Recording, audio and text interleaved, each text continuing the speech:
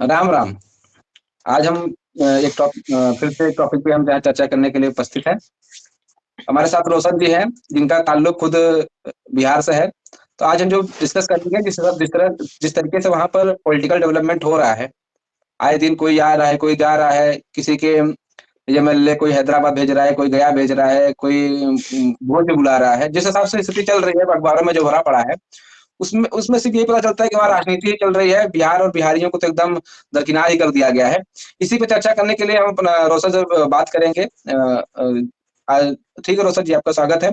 आज हम जिस तरह से बात करेंगे, आपको आज मैं कोई प्रश्न नहीं पूछूंगा, आप ही पूरा बताइए बिहार की राजनीति क्या है, क्या इसके उद्देश्य है, कैसे मतलब चल रहा है, अभी जो डेवलप हुआ उसके पीछे क्या हुआ है, उसका पूरी डेवलपमेंट अच्छे से बताइए। तो कहा क्यों ये क्यों ये पॉलिटिकल डेवलपमेंट बिहार के डेवलपमेंट में बाधा पड़ रही है। ठीक है, ओवर टू यू रोशन जी। सबसे पहले सभी दर्शकों को नमस्कार। और गौरव जी, थोड़ा संयम से, आप इतना सारा सवाल एक बार में दाग देंगे तो कैसे होगा, तो धीरे धीरे। नहीं, आप तो अपने जैसा कि आप करिए। सवाल आप नहीं पूछेंगे, आप अपने से पूरा एक्सप्लेन करिए उसको। तो जैसा कि आप देख रहे हैं या जो भी न्यूज फॉलो कर रहे हैं तो देख पा रहे होंगे कि बिहार में अभी पॉलिटिकल अनरेस्ट बहुत ज्यादा चल रहा है। मतलब जैसे अभी राजद और जदयू का गठबंधन चल रहा था, जिसकी सरकार से अभी नीतीश कुमार ने इस्तीफा दिया और वापस से बीजेपी और जेडीयू की एनडीए अलायंस ने वापस से गद्दी में नीतीश कुमार ने मुख्यमंत्री की कुर्सी वापस से संभाली है। और जैसा कि आपको पता होगा, आज 11 फरवरी 2024 है और कल 12 फरवरी 2024 को बिहार विधानसभा में फ्लोर टेस्ट होने वाला है, जिसमें ये देखा जाएगा कि सरकार के पास बहुमत है कि नहीं। और देख मतलब बिहार का दुर्भाग्य कहेंगे कि बिहार भारत में एक बहुत ही मतलब पिछड़े राज्यों में से गिना जाता है हर क्षेत्र में। और वहाँ की राजनीति में जो कि विकास की राजनीति होनी चाहिए थी, या बिहार और बिहारी बिहारी लोगों का उत्थान कैसे हो, हमारी प्रगति कैसे हो, उस पे ध्यान देना चाहिए थे। बजाय इसके यहाँ की राजनीति हमेशा से कुर्सी की राजनीति चल रही है, जो काफी समय से ऐसा ही चल रहा है। और मतलब विकास को तो कोई देख ही नहीं रहा है। भले ही कहने को तो बिहार का जीडीपी मतलब देश में 3 सबसे विकसित तेजी से विकास कर रहे राज्यों में से एक है। तीसरे नंबर पे बिहार की अर्थव्यवस्था रही है। लेकिन ज़मीनी स्तर पे देखा जाए तो बहुत ज़्यादा विकास हो नहीं रहा है और सिर्फ जुमलों में चल रहा है और कुर्सी का खेल चल रहा है यहाँ। बढ़िया है। और कुर्सी का खेल खत्म कैसे हो, इसका कुछ बताइए। देखिए, कुर्सी का खेल खत्म कैसे हो, ये तो कुर्सी का खेल तो ऐसा खेल है जो चलता ही रहता है, तो ये खत्म होने का तो संभावना तो निकट भविष्य में नहीं दिख रहा है। नीतीश कुमार तो अपना कुर्सी बचा ही रहे हैं, जैसे बचाएं। और मेन मुद्दा ये है कि कुर्सी तो किसी न किसी के पास रहे, लेकिन बिहार का विकास तो होना चाहिए। क्योंकि आप देखेंगे, नीति आयोग की रिपोर्ट भी अगर देखें तो मल्टी डायमेंशनल पॉवर्टी इंडेक्स, बहुआयामी गरीबी का जो आंकड़ा पेश करती है नीति आयोग, जिसमें 8 या कितने 12 मापदंडों पे ये बनाया जाता है, उसमें बिहार सबसे पिछड़े राज्यों में से नहीं, सबसे पिछड़ा राज्य है। पिछली बार की गणना में 51 दशमलव कुछ % लोग बिहारी लोग गरीब थे। इस बार थोड़ा बेहतर हुआ, जिसमें 18% सुधार हुआ, लेकिन फिर भी 34% जनता जिस राज्य की, मतलब 1/3 ज़्यादा जनता किसी राज्य की गरीब हो, और वहाँ का जो शासन है, वो शासन अपनी कुर्सी बचाने और अपने महत्वाकांक्षा को पूरे करने में लगा हुआ है, अपने कुर्सी बचाने में लगा हुआ है। और सरकार के लोगों का विकास को अगर दरकिनार किया जा रहा है, तो इससे बड़े दुर्भाग्य की बात क्या हो सकती है। रोशन जी, मैं पूछना चाहूँगा, क्या ऐसा इसका ये कारण नहीं है कि जो नेता हैं या फिर जो पॉलिटिकल लीडर्स हैं, क्या उनके अंदर भी डर नहीं रहता कि पता नहीं अगली बार हम चुन के आए या ना आए, तो इसी बार में जो करना हो इसी को कर लें। इसके कारण भी उसके विकास में बाधा पहुंच रही है कि कोई बढ़िया पॉलिसी नहीं ला पा रहे हैं, या कोई हार्ड डिसीजन नहीं ले, कठिन निर्णय नहीं ले पा रहे हैं। इससे वो अपना सिर्फ यही पीसीफाई करने में लगे हुए हैं कि हमारा वोट बैंक ना भटके। क्या ये कारण नहीं है? देखिए, एक बार संक्षेप में गौरव जी आप उस सवाल को दोबारा दोहराएंगे? मैं ये कहना चाह रहा हूँ, तो क्या ये कहीं ये पॉलिटिकल लीडर्स जो हैं, जो आप बोल रहे थे कुर्सी पे खेल चल रहा है, पॉलिटिकल लीडर्स के अंदर ये तो डर नहीं रहता है कि नेक्स्ट 5 साल बाद पता नहीं हम आए या ना आए, इसी 5 साल में हम कर लें जो करना हो, उसके बाद इसके कारण से वो लोग कठिन डिसीजन नहीं ले पा रहे हैं, जो एक निर्णय होता है, हार्ड डिसीजन, हार्ड पॉलिसी बनाए जिससे कि राज्य का भला हो, कि उनका वोट बैंक ना हाँ, शिफ्ट हो। देखिए, एक इसके लिए हम कुछ हद तक तो जनता भी जिम्मेवार है। जो हम ऐसे राजनेता को हम चुनते हैं, जो लोगों का ना देख के खुद अपना महत्व उनके लिए सबसे ज़्यादा है, उनकी कुर्सी बची रहे। जनता का डर तो है, लेकिन क्योंकि जैसे पॉलिटिक्स में क्या है, आपके पास जो ऑप्शन है उसी में से आपको चुनना है। आप बेस्ट ऑप्शन हो जानते हुए भी आप पॉलिटिक्स के लिए एक बहुत ही अच्छा स्टेटमेंट एक कहा गया है कि आप यू आर पॉलिटिक्स में आपको बेस्ट चॉइस कभी नहीं मिलता है। आपको बुरे चॉइसेस में से कम बुरा चुनना होता है। हमको हमेशा राजनीति में आपको ऐसा ही चॉइस मिलेगा। या डेमोक्रेसी के लिए ऐसा ही बोला गया है। तो वैसा ही है, जनता के लिए भी दुर्भाग्य ही है कि हम वैसे नेता को ही चुन रहे हैं, जो डिसीज़न मेकिंग जिनका सही नहीं है और सिर्फ़ अपने लिए काम कर रहे हैं, चाहे वो परिवारवाद के लिए हो या फिर अपने परिवारवाद ना होते हुए अपनी कुर्सी, अपनी पावर के लिए हो या कुछ लोग ऐसे भी हैं या जैसा आप भी जानते हो, जिनको महत्वाकांक्षा ऐसी हो कि प्रधानमंत्री बनना चाहते हैं, लेकिन अपने राज्य का भला करेंगे नहीं, लेकिन प्रधानमंत्री बनने का ख्वाब हो, तो वैसे में जनता का क्या ही हो सकता है। रोशन, आपसे एक प्रश्न और है कि जो क्षेत्रीय पार्टियां जो जहां-जहां पे हैं, जो अभी अभी फिलहाल में जहां-जहां पे एक्टिव हैं क्षेत्रीय पार्टियां, क्षेत्रीय राजनीति में, तो उसका कहीं न कहीं विकास जो धीमा पड़ा है, क्या ये भी एक रीज़न है कि जहाँ पे क्षेत्रीय पार्टियों का दबदबा रहता है, वहाँ पे विकास अवरुद्ध हो जाता है? ऐसा जैसे अगर हम अ, मतलब ऐसे तो अभी के परिप्रेक्ष्य में भी इसको देख सकते हैं, लेकिन अगर हम आज़ादी के बाद से इस चीज़ को देखें, तो स्टार्टिंग के काफ़ी साल तक कांग्रेस की सरकार ही रहती थी राज्यों में भी और सेंटर पे भी, केंद्र पे भी। तो वहाँ पे जी। डिसीज़न मेकिंग क्योंकि स्ट्रीमलाइन्ड रहेगा, सेंटर का डिसीज़न स्टेट में इम्प्लीमेंट कराना आसान होता है और सब कुछ स्ट्रीमलाइन्ड रहा। फिर कोalition गवर्नमेंट का एक दौर चला है, जो कि 1980 1990 में गठबंधन की सरकारें चली है। उसके बाद से हम देख रहे हैं कुछ पिछले 10 साल से एनडीए का अलायंस मजबूती से रहा है केंद्र में और राज्यों में धीरे-धीरे राज्यों में भी मतलब बीजेपी की या उसकी गठबंधन की मतलब सरकार हर जगह बनी है ज़्यादातर जगहों पे। तो ये ज़्यादातर ऐसा देखा गया है कि अगर केंद्र और राज्य सरकार दोनों ही अगर सेम पार्टी की रहती हैं, तो डिसीजन मेकिंग स्ट्रीमलाइन रहता है या कोई भी जो भी पॉलिसी इम्प्लीमेंट कराना थोड़ा आसान रहता है। क्योंकि बहुत बार ऐसा देखा गया है कि बहुत सारी केंद्र राज्य सरकारें थोड़ा ऑटोनोमस डिसीजन मेकिंग चाहती है। मतलब पुराने समय से भी में भी ऐसा देखा गया है और अभी भी ऐसा है। तो अगर राज्य सरकार और केंद्र सरकार दोनों अलग-अलग सरकारें हैं, इसका उदाहरण आपको पश्चिम बंगाल में भी देखने को मिला है, जहाँ पे कुछ समय पहले उपराष्ट्रपति माननीय जगदीप धनखड़ जी वहाँ गवर्नर हुआ करते थे। तो स्टेट का मशीनरी और इनके बीच में काफ़ी फ्रिक्शन रहता था हर डिसीजन मेकिंग को लेके, तो अवरोध आते रहता है। तो ऐसा जनरली ये सब देखा ज़रूर गया है कि थोड़ा रीजनल पार्टी जहाँ भी शासन में रहती हैं और अगर केंद्र पे सरकार ऐसी हो जो उसके अगेंस्ट वाली पार्टी हो तो थोड़ा विकास का रफ्तार धीमा रहता है क्योंकि डिफरेंसेस आते रहते हैं बहुत सारे। ठीक है, बिहार पे हम लोग यहाँ चर्चा कर रहे हैं, तो हमें बोलना चाहेंगे 90s से लेकर के 2010 तक 6 साल अगर हटा दिया जाए जो अटल बिहारी वाजपेयी की सरकार थी, 5 साल 6 साल जो थी, उसपे अगर देखा जाए तो कहीं न कहीं जो बिहार की क्षेत्रीय पार्टियाँ थी, वही सेंट्रल में भी बैठी हुई थी। चाहे राजद हो गई या जदयू हो गई, जदयू तो खैर उसके साथ पर वो भी सेंट्रल में बैठी हुई थी। और 2004 से हाँ, सेंट्रल 2010 के बीच कंपोज़िशन में पार्ट रही है। हुँ। राजद भी बैठी हुई थी। फिर भी बिहार का स्लो रहा, ऐसा क्या कारण था?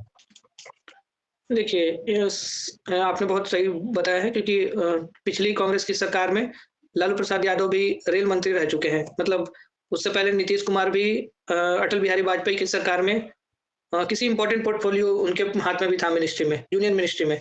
तो ऐसा सरकार तो रहा है और बिहार या यूपी जो भी हम बोले तो बिहार का भी एक केंद्रीय राजनीति में हमेशा अहम योगदान रहा है। लेकिन फिर भी हम देखेंगे कि बिहार की राजनीति आज भी कास्ट पॉलिटिक्स से बाहर नहीं निकल पाई है। जनता अभी भी अ, जब तक कास्ट पॉलिटिक्स से बाहर नहीं निकलेगी और जब तक और भी एक और कारण हम मेरे नज़र में है कि लिटरेसी बहुत कम है, एजुकेशन सिस्टम बहुत कमज़ोर है बिहार में।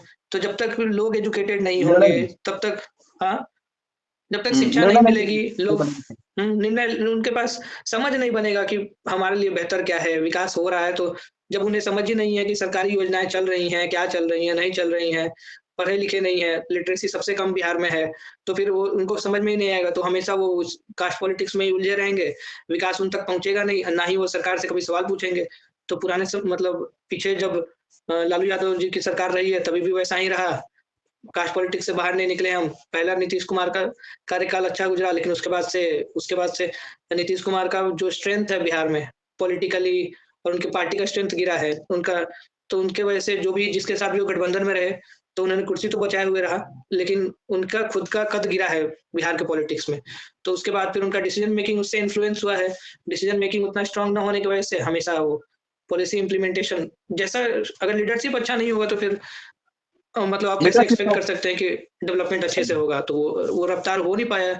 उसके बाद इसका सबसे बड़ा एग्जांपल आप इसी से देख सकते हैं कि जिस पार्टी का मुख्यमंत्री है बिहार में, वो तीसरे नंबर की पार्टी है नंबर ऑफ सीट्स के हिसाब से बिहार में। तो आप कैसे एक्सपेक्ट कर सकते हैं कि उनका डिसीजन मेकिंग बेस्ट होगा? क्योंकि वोट तो पब्लिक ओपिनियन तो उनके साथ ही नहीं है। पब्लिक ओपिनियन तो बाकी दोनों पार्टीज के साथ है और मुख्यमंत्री ये बने हुए हैं, तो मिसलीडिंग तो ऐसे ही है ये।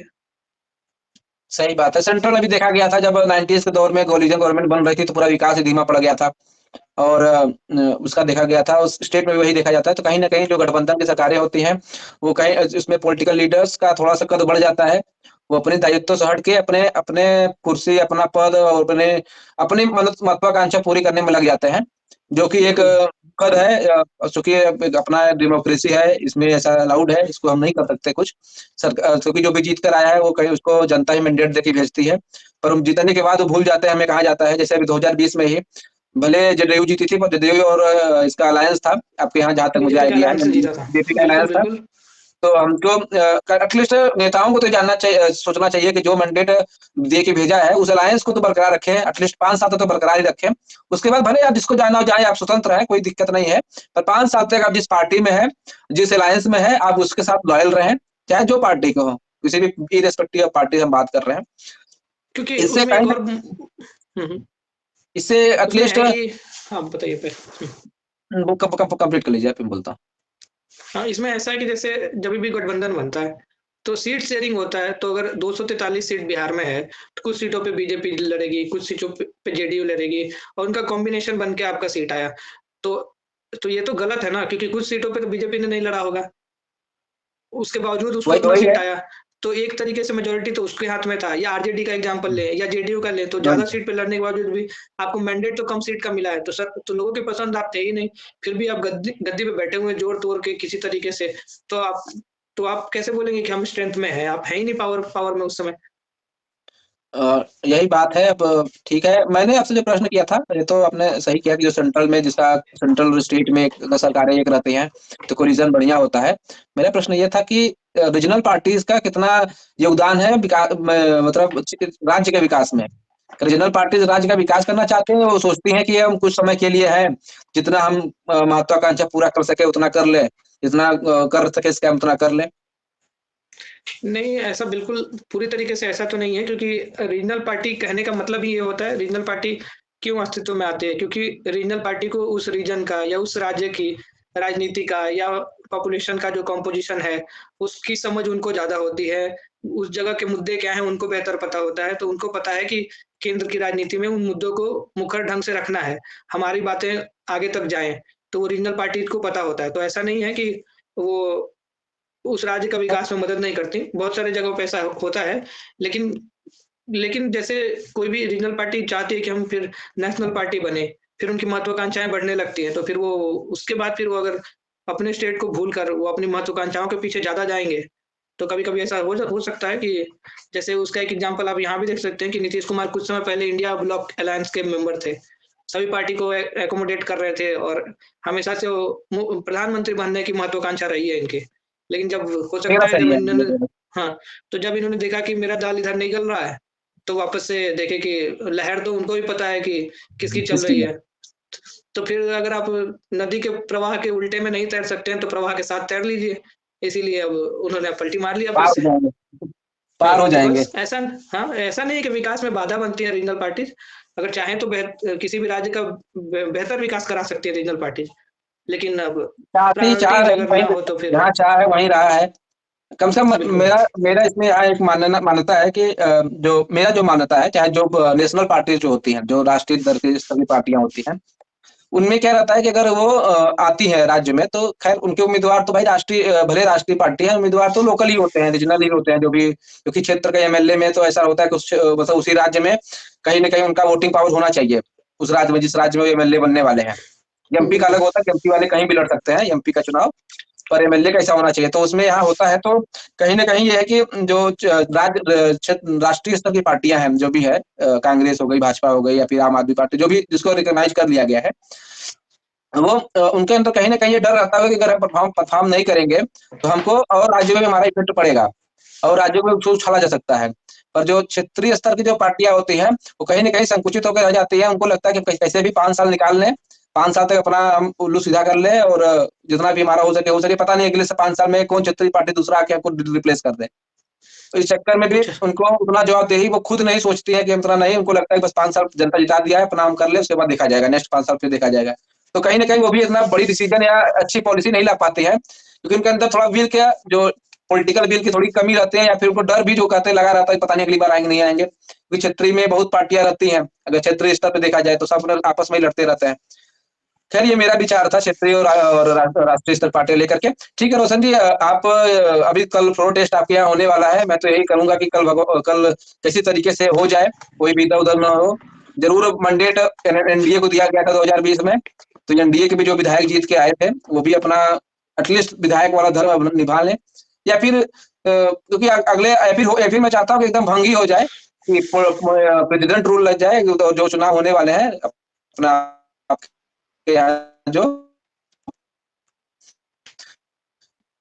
मेरा तो यही विचार है। आप बताइए, अपना क्लोजिंग रिमार्क्स दीजिए, आप अपने क्षेत्र में ज़्यादा अच्छे से जानते हैं। नहीं बेहतर तो देखिए यही होगा कि अगर सरकार ना भी बने, गिरती भी है तो प्रेसिडेंट रूल लगे, क्योंकि और दोबारा से इलेक्शन होना बेहतर है, क्योंकि बहुत ज़्यादा ही फेर-बदल हो गया इस कार्यकाल में। पहले बीजेपी के साथ एनडीए में सरकार बनी, फिर आरजेडी के साथ जाके जेडीयू ने सरकार बनाया, फिर वापस से एनडीए के साथ बना रहे हैं, तो जनता को भी नहीं पता कि आखिर सरकार चल किसका रहा है। मुख्यमंत्री एक है, कुर्सी वही है, कुर्सी पे बैठा हुआ आदमी भी ये है, बाकी उसके इर्द-गिर्द वाले लोग बदल जाते हैं। पलट जा रहे तो हैं, और तो पलटूगा वो जनता को भी पड़ेगा नहीं पता ही। आखिर भाई मंत्री कौन-सा है, पहले कौन-सा था, अभी कौन-सा? अरे! मुख्यमंत्री वही है, बाकी सब उनके चट्टे-बट्टे सब अलग-अलग होते जा रहे हैं। तो जनता को भी नए से मिले भाई, पता चले हमें भी कि आखिर सरकार किसकी है। तो सबसे बेहतर यही है कि लोकसभा चुनाव के साथ ही बिहार में भी विधानसभा चुनाव हो जाए और हम लोग ल सही चुने इस बार और सही आदमी मुख्यमंत्री बने, और अगर जो भी बने वो बिहार के लिए बिहार के काम लिए काम करे। करें, सही बात है।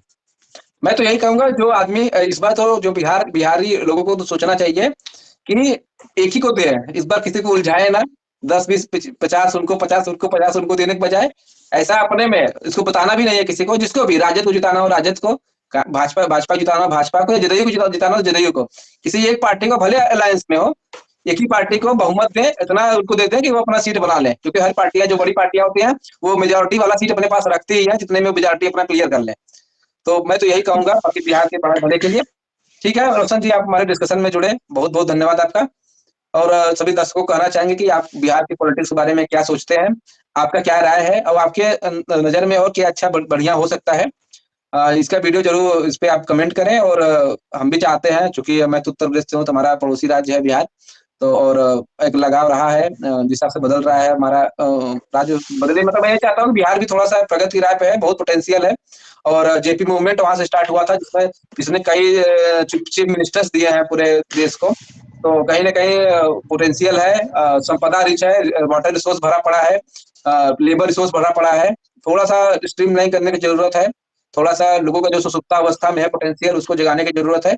और ऐसा नहीं है कि बिहार को जो पहले आईएएस अभी भी आईएएस ऑफिसर्स थे, अभी का डेटा मुझे नहीं पता, पहले तो बोलते थे कि बिहार से ज़्यादा निकलते थे, और चाहे बाहर में है। इवन दुर्भाग्य तो तब हो गया कि जब बिहार के ही जो बिज़नेसमैन होते हैं, जो व्यापारी होते हैं, वो अपना राज्य छोड़ के दूसरे राज्य में चले जाते हैं।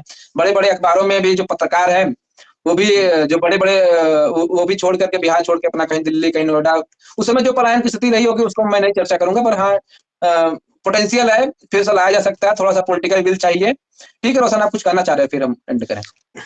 गौरव जी, आपने बहुत ही अच्छे ढंग से बताया है, और बिहार, यूपी हमेशा से जैसे भी जब भी हम किसी भी मतलब पॉलिटिकल एंगल या कभी भी जिक्र होता है तो राजनीति में भी बिहार यूपी का नाम एक साथ लिया जाता है।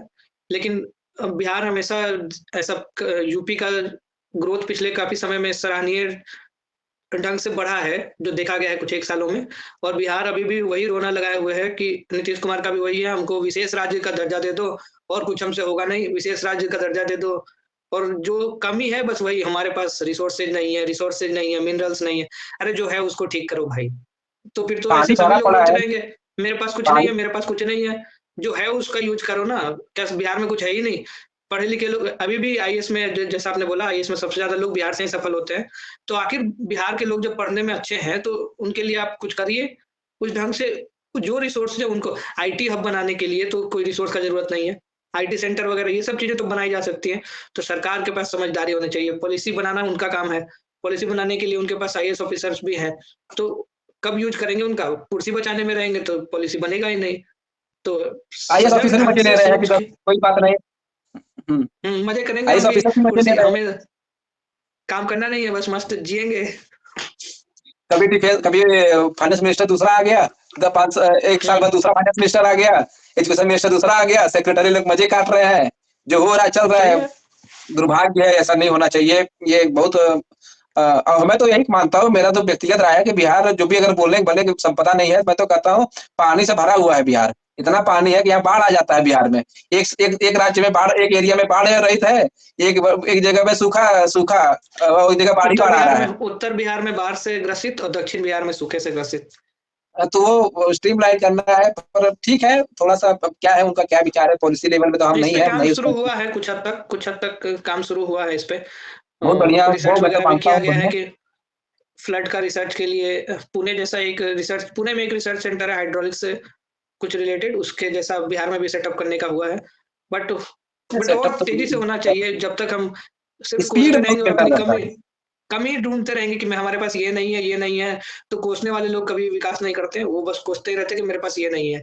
जो है उसका अगर ढंग से इस्तेमाल करो, तो किया जा सकता है। विल पावर होना चाहिए और सजग ढंग से सरकार करे इस चीज़ को। वही आसार होना चाहिए, और स्ट्रेंथ पता होना चाहिए नेता को, अपने अपनी जनता का स्ट्रेंथ पता होना चाहिए। सबसे बड़ी बात ये है कि हमारे पास है क्या, हम उसको कैसे और यूटिलाइज कर सकते हैं अपनी जनता के लिए, अपने बिल्कुल, लोगों के लिए, और हम कितना और समय दे सकते हैं, न कि अपनी कुर्सी बचाएं। और भले कुर्सी रहे ना रहे, पर अपने जिस भला करेंगे तो जनता दोबारा भी चुन के भेजेगी। ऐसा नहीं है, जनता जब देगी बिल्कुल तो चुनेंगे। जनता इतना भी बेकार नहीं है। जनता जब लगता है कि मेरे से काम हुआ है तो दोबारा चुन के भेजेगी। तो मैं यही उनको भी यही सलाह दूंगा, जो नेता लोग भी जो है, जो सपोर्ट भी करते हैं किसी भी करे, कि अपना 5 साल आप लोग अगर जीत कर आए तो ये भूल जाए कि हमारे है, ये बस सोच लें कि 5 साल में बिहार को एक स्तर पर जो है उसको कैसे आगे ले जाए। एक स्ट्रीम लाइन बना दें आप, एक ऐसा बना दें कि फ्लो बना दें कि उसके बाद जो भी आए उसके फ्लो में बहता रहे और बिहार का प्रगति हो रहा है, होती रहे। ठीक है रोशन जी, फिर बहुत बढ़िया लगा आपसे जानकारी लेकर के, और बहुत सारे हमको हमारी भी जो विचार थे उसमें बढ़ोतरी हुई। आपका फिर से बहुत बहुत धन्यवाद, और सभी धन्यवाद। दर्शकों का धन्यवाद।